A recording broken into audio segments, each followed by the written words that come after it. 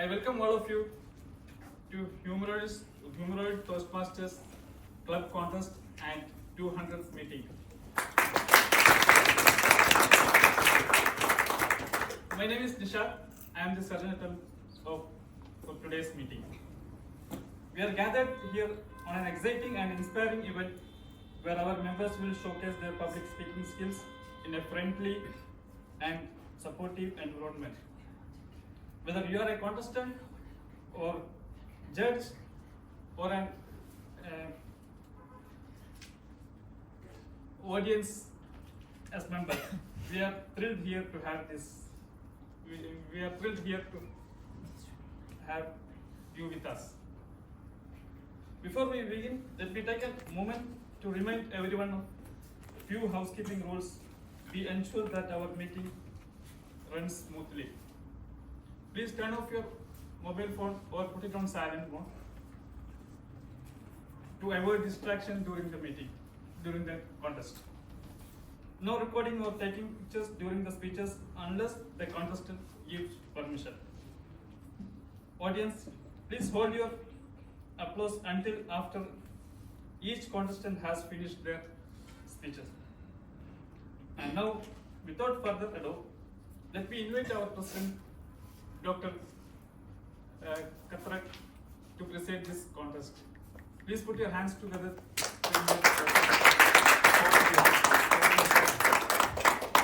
Good afternoon, one and all. Thank you all for coming. It's not easy to come on a Sunday, either after it's in the afternoon time, which is usually a siesta time for many. Sorry to disturb you, but I'm sure our club members are going to entertain you all with excellent speeches. Thank you to the guests, thanks to all the members who really been enthusiastic enough to have the courage to participate in the contest. And with that, I declare our 200 meeting open. Yep. I call upon our first speaker, Toastmaster Saritha. Why procrastination is a superpower? Why procrastination is a superpower, Toastmaster Saritha.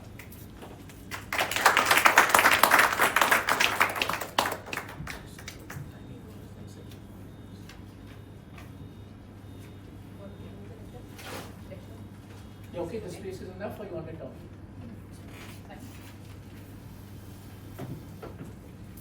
Procrastination is like a credit card. It's how lots of fun until you get the bill. Respected judges and honorable judge, my dear Toastmasters and distinguished guests. Procrastination has a superpower.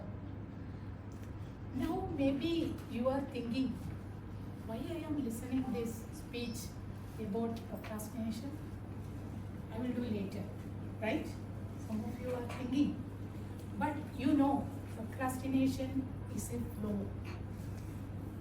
It's not a flow, it's actually a superpower. When you are going with the procrastination, that means putting the things off until the last minute. What will happen? You are feeling like a superman or super lady. But here I will tell you some golden benefits of procrastination. But before that, I will tell you how much this procrastination affected me in my school days. Years back, our school anniversary planned, some of our friends planned for a drama. That is, the characters and script were ready and dialogues assigned to characters. But everyone learned the script except me because I was a procrastinator. Still I am a procrastinator. So the day came, some of my friends asked me, Saritha, you learned everything? Yeah, don't worry. In the stage, I will perform. No need to worry about that. So the day came. My role was the characters, that means hero's brother. So the thing is that the heroines, that means parents, they are not allowing to love or marry. And brother is also same. One day, hero and heroine's brother met in a place. Then the dialogue was, the brother told, I don't allow you to marry my sister. But what brother's dialogue was, if I am lived, I will marry your sister. But the thing is that the next is one action. You know, I was a procrastinator, so I didn't learn anything. But suddenly I forgot what is the next action? Something is there. It is an action. So I was so confused. My best friend, he realized she forgot. But what I need to do? So he told, I will tell you. She ran to the side of the stage and told, she took the script which I had kept by the side of the stage. Then he told, next 3 hours. So I heard the dialogue. I proudly repeated the dialogue. If I live, I will marry your sister.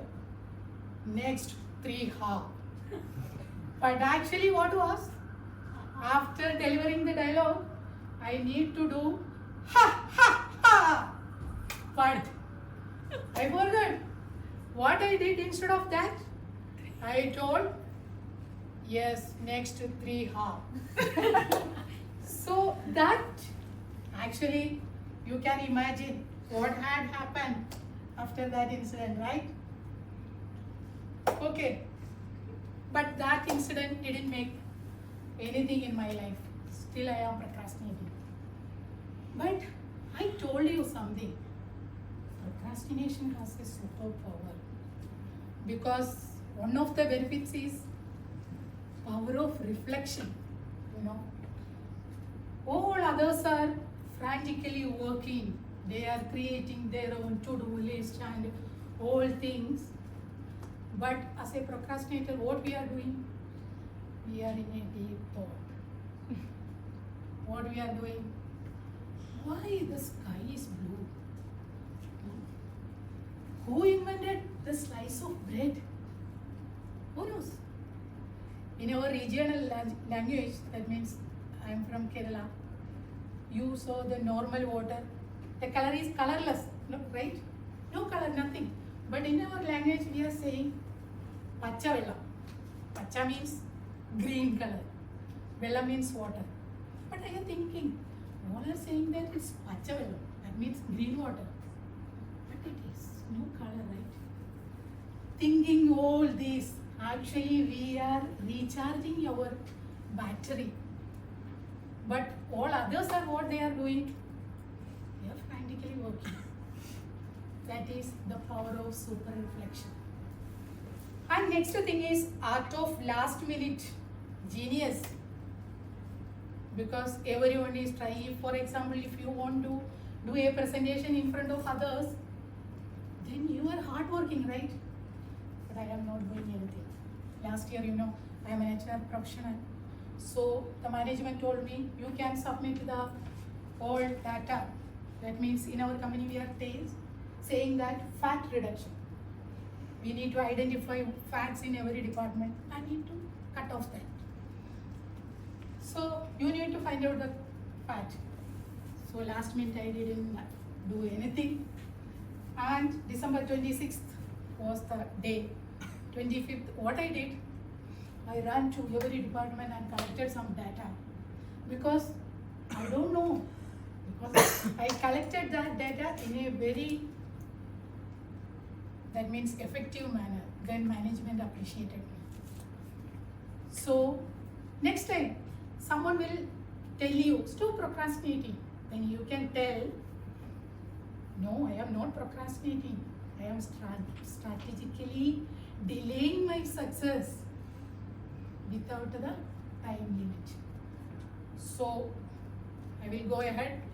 I will finish my speech later. Our second speaker, Toastmaster Rohini, just married Toastmaster Rohini.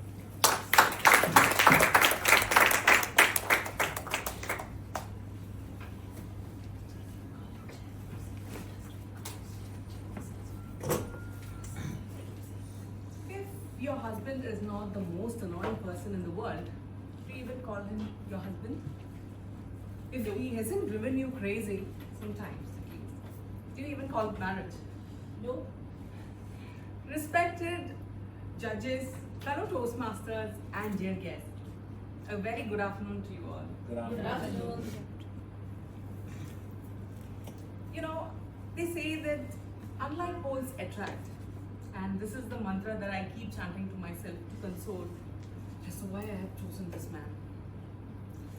Literally, he's rubber and I'm glue. I call him my lucky charm, and he calls me his junkie spam. I love to get lost at times in gastronomic paradise, savoring my sinful dessert, my favorite snacks, and everything. And even claim my darling child, my food baby, as my darling child. Well, he, on the other hand, is a crybaby about his health as well as mine. And when it comes to our wedding, it was hilarious. You know why? Because I had hit the jackpot of getting married into the most introvert convention of the millennium. My side actually danced away the wedding ceremony, whereas his seemed to be more like a meditation retreat. Well, to add more fun to this, I created the most unlikely duo, which is my husband and his mother-in-law. Luckily, when I got married into this introvert family, by that I mean introverted husbands, engineers, doctors, businessmen, at all. And luckily, my mother-in-law and my mother are both an exception, because my family, they're all loud and, what do I say? They are all very loud and they make the most out of their time. Whereas my mom, being an introvert, she enjoys her silence. My husband and his mother-in-law peacefully enjoys their mutual love for silence and even sip coffee and nod occasionally as if they are attending a funeral. Whereas during our family gatherings, I and my mother-in-law have a verbal diarrhea. And right from a young age, I had this quirk of imagining myself getting married to practically every boy I met. I had this whole mental lineup of potential husbands. Well, I even had 300 plus photographs of my favorite Bollywood hero whom I had drooled over during my early teens. Luckily, one of those countless number of potential husbands happened to be my real husband today. And to add to all this, I must say that I have this, being a slow and rise person, I am that person who wakes up very late, but my husband, on the other hand, wakes up every day with a little sunshine in his face during the weekends and very grumpy on weekdays.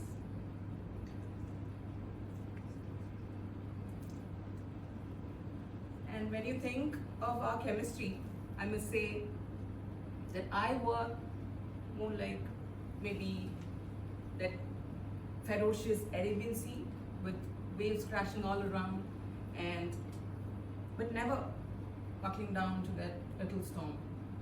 But him, on the other hand, you can think of him as a very serene and peaceful Dead Sea, But together, we are the tranquil getaway, beach getaway, that can, you know, even if I'm crashing all over the place, he is there to keep things steady. And that's how we have sailed so far. Thank you.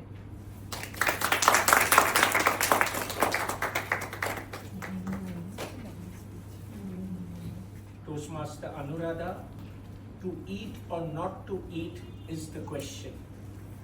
To eat or not to eat is the question, Toastmaster Anuradha.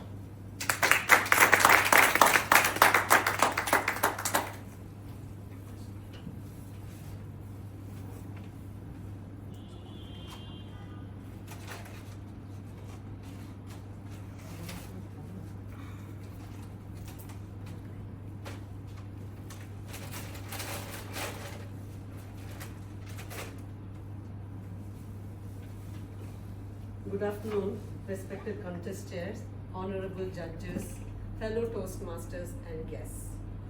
Good afternoon. Let me begin with a confession. Every morning I wake up with a noble goal of eating healthy. I begin saying that today is my day. I'm going to eat clean, green and mean. Breakfast, smoothie with chia seeds. Lunch, roti, dal and veggies. But come tea time, I transform. Not into a werewolf, no, that would be cool. I turn into a vampire. But this vampire doesn't crave blood. This vampire craves chips. Yes, chips. These crispy, salty, irresistibly evil chips. Every bag doesn't call out, whisper my name. It screams.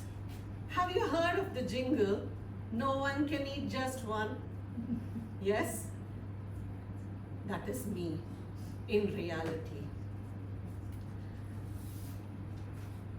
Just the other day, it was the test of my, I should say, my patience, my limit. My daughter was actually enjoying a pack of chips. And she looked so harmless and content with the chips. So little did she know that she's actually dangling my greatest weakness in front of me. I sat there. I said, I'm strong. I'll do this. I can do this. I can resist. But resisting chips is like resisting Netflix on a weekend. It's impossible. So then every rustle of the bag was like a siren. And my brain started negotiating. Just one chip. What harm is going to do one chip? Anyway, then I gave in. I reached out and I grabbed the chip. That was it. I opened all the floodgates.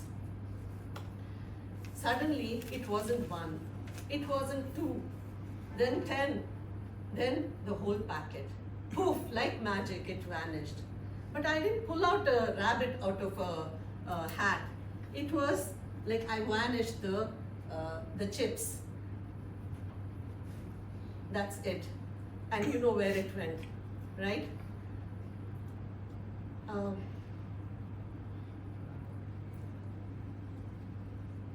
Why is it so hard? Avoiding junk food is like avoiding rain during a thunderstorm. It's everywhere. Why does junk food taste so lovely? You see, who decided that carrots are going to taste like sadness and fries would taste like heaven? Imagine this. Suppose you have a banned burger, then some forbidden fries, and then a tall glass of iced, medically tabooed, sugary drink, Coke. Doesn't this all sound amazing? I can hear my stomach grow. Give it to me now. Give it to me. And the smell. Freshly baked pizza. Yummy. And what about steamed vegetables? Ew, can't imagine. Let's talk about the effort that you need to put in when you have to make healthy meal choices. You have to chop vegetables. Yes, chop. It's not like opening a bag of chips. You have to wash, peel, and dice the vegetables. And in my case, pray I don't lose any of my fingers. But even after you prep the meal, it doesn't taste that good. It's always like a junk food is better. It's tastier. Some hot pakoras, wow, they are tantalizing and they tickle every taste bud in your mouth. But what about the prepping of meal is sometimes you can see it on Instagram. Those Instagram hostess, they show perfectly portioned out quinoa, then colored vegetables and some egg. While me in the kitchen, I'm all covered in onion tears, wondering why the hell did I even think of this as a good option. They say if you feel hungry, have an apple. I eat an apple, I feel hungrier, end up with a bag of chips. Anyway, junk food has this magical ability to understand your emotions. Stressed? Have some cookies. Heartbroken? Have some chocolates. So it's like a best friend that's always there for you. Whereas healthy food is like a strict parent. And it's telling you, you will thank me later. That is while I'm chewing on my bland oats, dreaming of the samosas. To conclude, I'll say that in a battle between healthy food and junk food, I do not always win. But I'm trying. Some days I'm a green juice goddess. The other days I'm elbow deep in chips. But that's okay. Anytime you're having chips during your tea time, don't feel bad. Enjoy it. Remember, I'm always there with you. So, in this world where we are trying to survive and there are veggies, but the French fries always taste better. So, keep your friends close, but keep your potato chips closer. Thank you.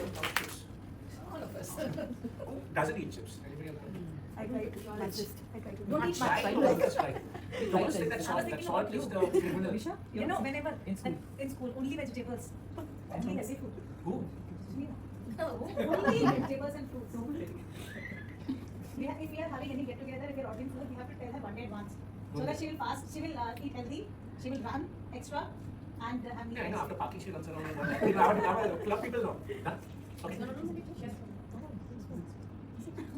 Don't worry, don't keep this. We are discussing the speakers. Toastmaster Saritha.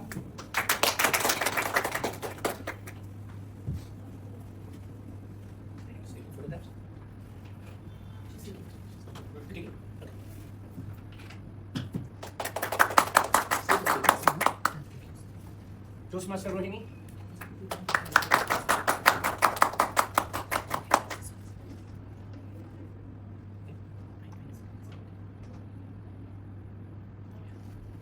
Toastmaster Anuradha. See us here.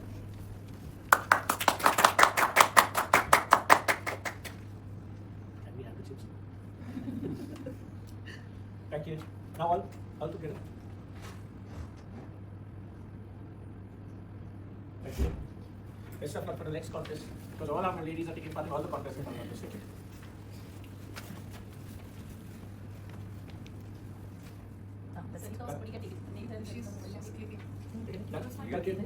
Congratulations.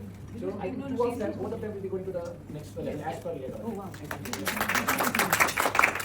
wow.